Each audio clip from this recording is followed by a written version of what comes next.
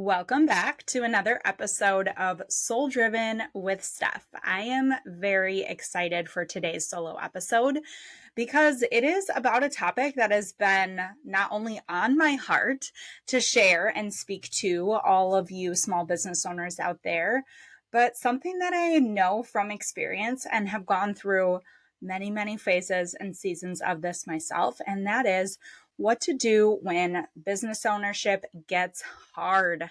When business gets hard and challenging and we're feeling like this isn't really fun anymore.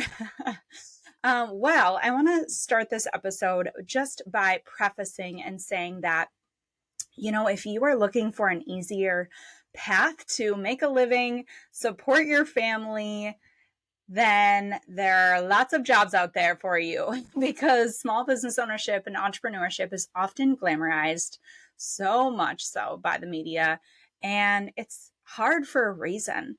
It's not supposed to be an easy path. That's why not everyone chooses it, and that is okay. But if you have embarked on this journey of small business ownership, you are going to eventually run into hardship and seasons of struggle. It could be years of struggle. And that is part of it. That is part of the trade-off, right? So many of us enjoy the vision of freedom and flexibility that small business ownership brings, right? We see the shiny rewards at the end. So the freedom, the flexibility, the creativity, maybe the unlimited potential to make a certain amount of income. But that doesn't typically come immediately, right? So we have to put in years maybe of work on the front end to be able to reap some of those rewards. And unfortunately, or fortunately, however you look at it, if you have the right mindset and mentality for entrepreneurship, it is a long game. And the challenges that we face don't actually get easier as time goes on. So when I started my first business at 20 years old, almost 12 years ago, I thought that the first couple years were going to be the hard years and I was going to get through those and then it would be a breeze after that, right? I would already have been established. I'd have a team, like things would just get easier. Well, lucky for me, I experienced through my own seasons that actually the reward for hard things and hard challenges is not easier challenges or easier experiences that come at us. It's actually harder things. Right? Because we get better as we go. We get smarter. We get wiser. So the reward is not that it's going to be an easier path as you continue on. It's that you're going to be better equipped to deal with the hard and the struggle and the seasons of maybe sacrifice or, learning how to manage a team and scale and grow and all those things. You're going to get better at managing that as time goes on. Things aren't going to maybe hit you as hard. They might not take, this like personal experience that you'll go through. You build your armor, you build your exterior shell to be able to take on hard challenges. So if you are in the beginning years of small business ownership and you are going through some hard things and you're thinking, I just need to get through this and it's going to get easier, I'm here to tell you and encourage you that it's not going to get easier, but guess what? You are going to get better. If you can get through the hard things in the first couple of years, you will continue to grow not only as a person, but you will grow as a leader within your business and you'll be able to take on the even harder challenges that come down the road. Because we all know that nothing doing worthwhile is going to be easy. It's going to be challenging. And that is the journey that we have to learn to love and enjoy, even when we hate the hardness, even when we feel like, gosh, could I just catch a break? I know I have felt like that many times. And you might be feeling that now too. And that's okay. It's okay to acknowledge and accept that where we're at right now is maybe not ideal. It's maybe not where we want to be. But there is good things coming on the other side of making it through those hard things. So I hope that is encouraging you just to kick off this episode. And in my conversations with a lot of small business owners lately, I've been having this topic come up of, gosh, I just feel like I have hit a wall. Maybe I feel stuck. Things got harder. Maybe my sales are down. But if you are in this journey of entrepreneurship and small business ownership with the right mindset and mentality of playing the long game, it's not going to get easier, but you will get better. And your challenges will only get harder, but you will be smarter and wiser, and you'll be well equipped to handle them as you continue on your journey. So in this episode today, we're going to talk about some key things of what to do when business gets hard. And this is coming from my own experience, as I have a lot of conversations with small business owners every single day. And like I said, this might be a season where you're feeling the hard.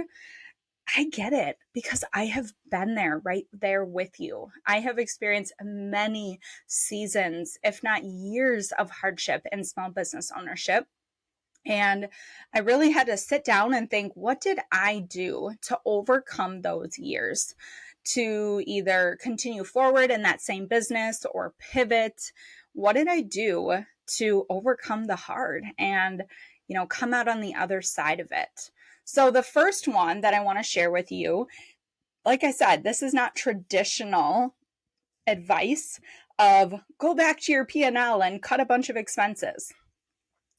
Yes, you might have to do that. Maybe you've already done that though. And I was in a situation with my first business where I had literally cut out everything I possibly could. That was an additional added expense that was unnecessary. And I still, at the end of the day, felt like there was, not a lot of profit left. There was not really anything to pay myself. I was barely able to cover my bare expenses and pay my team. So in that situation, just going back to my expenses was not helpful. So that is not my advice that I'm going to give today. I'm going to tell you what else I did in those situations. And the first is to just go back to the basics. Go back to the basics of your business, aligning your vision with your values, and then connecting that to your revenue. So often we really overcomplicate our business. As entrepreneurs, we get so excited about new things, right? New products, new offerings, that oftentimes we get bored with the main thing, or we get bored with the basics, right? So this is my challenge to you, to go back to the basics. What is the main driver of revenue in your business? That is what we're focusing on. And it doesn't matter necessarily if it's what you started with. Maybe you pivoted somewhere along the way. What is bringing in the most revenue for paying your bills, paying your team, paying yourself, all of those things? Let's get back to the main thing. All right, we need to connect our original vision of why we got into business in the first place and why we're still in business, why we're still here, to our values of the service or the product that we provide. Because at the end of the day, we are providing a product or service, but it is so much more than that. And people do business with people that they like. So at the end of the day, we need to connect our offering to our values so that the right people that we're trying to attract, our ideal audience, is going to connect with the vision for our business, where we're going, why we started and where we're going, and our values, who we are along the way. And the vision and the values has to ultimately connect to the revenue. Because here's the thing, if we don't have revenue coming in, we don't have a business. We have a really expensive, time-sucking hobby. And if that's what you want your business to be, is a hobby, that is okay. That is not who I'm speaking to right now. If you are trying to make your business your main thing, your main source of income, the way that you achieve your goals, pay your bills, provide for yourself or your family, this is who I'm speaking to. We have to focus on that revenue. So the revenue has to connect back to why we're in business, where we're going, by focusing on the main thing that we do, the main product or service that people come to us for. Again, as entrepreneurs, we get excited. We have shiny object syndrome. Many of us cannot focus on one thing and doing that one thing really well because we're probably creative people, right? So just knowing that we need to get back to the basics. So with that said, decomplicating your business. If you have added products, revenue streams, services that you wanted to launch, but maybe they're not really doing anything for your bottom line, cut them. Instead of cutting expenses, we need to look at cutting what's killing our bottom line, because those products and services that are not bringing in income are taking not only space, but they are taking up time and energy promoting them. So get back to the thing that is bringing in revenue. When you are in a season of hardship, it's not a season to launch brand new things that require all this energy to try to put them out into the world, market them, and ultimately sell them. It is time to actually do the opposite. Go back to what is working and dig in deeper, which takes me to my next point, which is closing the gap in your sales funnel. Go back and look at your sales and marketing funnel externally first, and we'll talk internally. Externally, how are new people finding you? Where are they maybe getting lost in your sales funnel? So they maybe find you, but then they don't end up actually staying and purchasing. Where along your sales funnel are people getting lost and falling off? And if you're like, Steph, I have no idea what you're even talking about because I don't have a sales funnel, then this is the task for you to actually intentionally build your sales funnel. This is actually something that I'm quite often shocked that so many small business owners have never actually sat down and thought about. What is the process of someone from a cold call or a lead online to actually buying from me? What is the process of that? And how am I being intentional about capturing them and converting them into an actual client? Okay, so we need to look at the sales funnel. I hate to break it to you, but if you are in business ownership, you have to learn to love sales, because you are going to be the best salesperson for your business. Even if you get to the point where you can hire someone out to do sales, I highly recommend you stay in that process, because no one will ever be able to sell your business or your vision better than you. So learn to love sales. I have learned to love sales. I actually think I make it a fun game now for me to, track the process, see where people maybe come along or fall off. And if they're falling off, how do I fix that? That should be one of your main focuses. It's not just about marketing. We have to market something that's actually good. We have to market our sales funnel and make sure that our sales funnel is actually going to take care of our client and nurture them along the journey. So something I recently did is actually went back and completely rebuilt the sales funnel for Sister Circle. We've had a lot more clients joining us online, which makes it harder for me to connect with them deeply in person if I'm not seeing them face to face. And I thought about it and realized that it's actually easier for them to fall off if they're just online, because I never actually see them. So how can I build out the sales funnel so that I'm not going to lose these people along the way of the journey, right? So I rebuilt the funnel. I'm super excited about it. If you have recently signed up for membership, you are in that funnel, and I hope that is nurturing you well. And then the last point here along this kind of concept of high level vision, values, connecting that to revenue, getting into closing the gap on your sales and really getting intentional about your funnel and where people are finding you and how you're capturing them along the way, converting them to clients. But here's the last piece that I think so many of us forget as well. If we haven't implemented a current sales funnel, we maybe haven't even done this step. As small business owners, we have to focus on retention and loving on our people, the people that are with us for the long haul, whether we're talking about team or clients, especially clients. They are the reason that we have a business in the first place.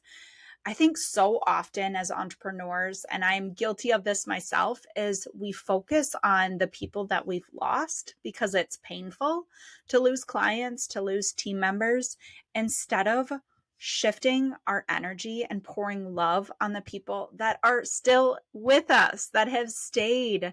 They are loyal, long-term clients, fans of the business. And those are the people that we need to put all of our time, energy, and attention into. It is truly so much easier to build a business based on retention, because retention not only creates lifelong lifers of your business, those are the people that stick around, they continue to buy from you month after month and or buy more from you. And they're also your main stream of referrals for your business. They're the people that are talking you up, telling their friends and family about you, trying to get their friends to come be part of your business or buy from you, your products, your services. So when we put our focus more on retention and less on, just trying to get new leads and new clients and new sales every single month, that retention focus is going to pay off tenfold, because they will be natural marketers and drivers of new sales into your business. So what does retention look like? I am a huge advocate of personalization. As many of you know, I love handwritten notes. So sending out notes to my current clients, just some positivity for them to receive in the mail. I think we can all get more happy mail. And maybe I send an intention card or a sticker with it, just something to brighten their day, showing them, hey, I care about you. I took the time to not only write a handwritten note, but mail it out, use a stamp, all of the things that go with that. Maybe that's not your jam. Maybe you're more of like, I want to pick up the phone and call people. Just hearing that voice to voice, or maybe an audio message. We can audio message people now through our smartphones, through Facebook Messenger, whatever that is, making it personal. So those could be some touch points to check in with current clients for retention. And maybe you are someone that also wants to focus on a client appreciation party. I love doing these, whether it's an actual party to celebrate my clients. They don't pay anything. They get to enjoy an experience. Maybe it's food, maybe it's drinks, maybe it's like I just led a yoga class, a self-care class for my past clients or real estate clients. For Sister Circle, we do a member gala every year where we get to celebrate our members at the member gala every year. So it's something that current clients can really look forward to. It helps retain them as members. It's something they want to be a part of every single time you do it. And it's just another way to celebrate and love on your people. So figuring out what sort of client appreciation would fit for you and your business. Is it a client appreciation party? Is it sending gifts? Is it doing something unexpected that your client wouldn't necessarily assume that you would give them, that you can show your appreciation for them and let them know, hey, by the way, I really want to build my business on referrals. So any friends or family that you'd be willing to send my way, I so appreciate you. And then again, giving something upon those referrals. Maybe it is as quick as a thank you note or a $5 coffee gift card, but really taking that time to love on your people is so important. And again, I'm kind of focusing mostly on clients, but this also goes for your team. If you want to retain people long-term to continue to grow your business with you, again, celebrating them, celebrating their milestones. Maybe it's as simple as a pizza party. Maybe it's, all going out for team bonding, whatever that looks like.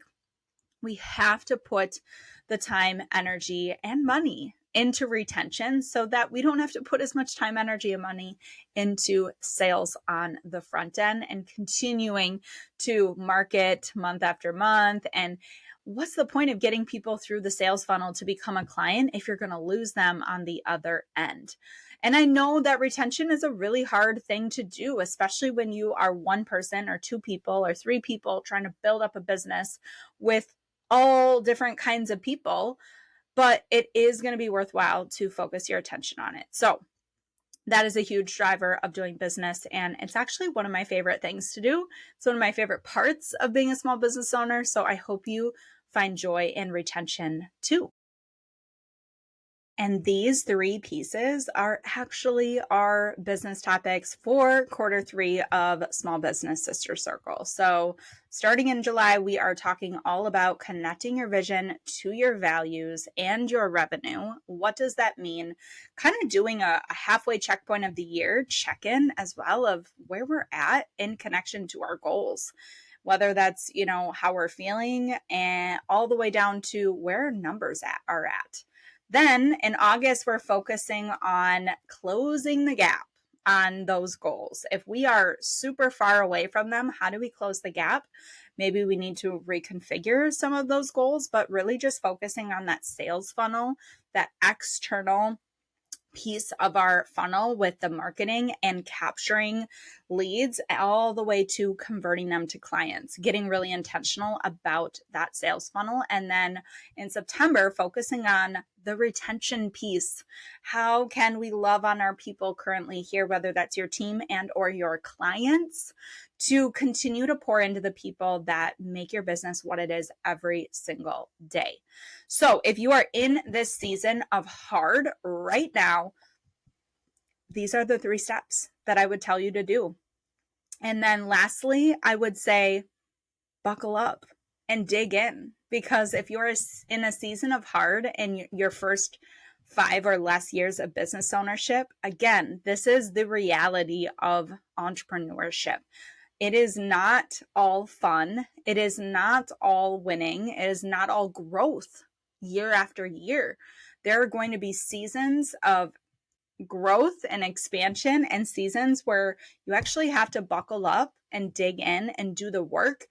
Maybe that means getting out of the doing in your business, providing the product or the service, getting that high level view and focusing on your business, building out the systems, the sales systems, the structures, the vision, the revenue, the budgeting, all of the pieces that, when we originally signed up for this thing called small business ownership, we didn't realize that we were going to have to become, experts at all these different areas of our business, especially in those first few years. It is overwhelming. And that's why I'm so passionate about having this community for small business owners of Sister Circle to help you take away some of that overwhelm, dig in, do the work. We are learning every month, but learning is only half of the equation. We actually have to implement, do, and dig in.